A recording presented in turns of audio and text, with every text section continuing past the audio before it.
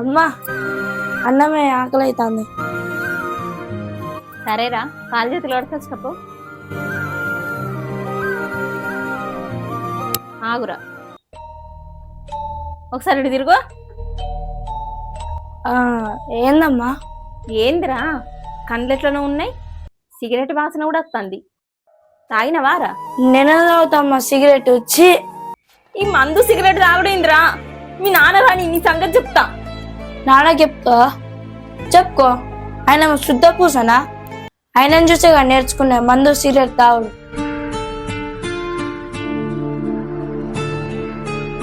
మీ ఆయన చెప్తా అన్నావు కదా, అగో మీ ఆయన కూడా మంచిగా మందు తాగొచ్చు. ఏంటిదే మీ లొల్లి? బయట వరకిన పడుతుంది. ఏంటిదా నీ కొడుకు తాగచ్చిండు, ఎందుకు తాగచ్చినవరా అని అడిగితే నేను చూసి నేర్చుకున్నా అంటాండు. అవునారా? ఈ చదువుకునే వయసులో మందావుడేంద్రా? ఇంట్లోకెళ్ళి వెళ్ళగొడతా. మాజాలు ఇంకా నీతులు చెప్తాన్నవా? నిన్ను చూసే వాడు నేర్చుకున్నాడాట. ఇంట్లో పెద్దవాళ్ళు ఎట్లా ఉంటే పిల్లలు అలా తయారవుతారు, అంత తప్పేం లేదు. అరే నువ్వు వెళ్ళి చేతులు అడకచ్చుకపోరా, నీకు అన్నం పెడతా.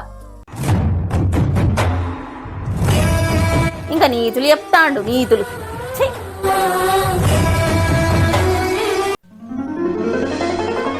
మౌనిక,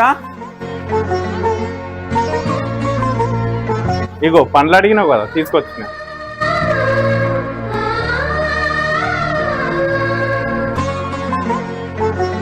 మౌనిక, ఈ రోజు నుంచి నీ మందు తాగనే.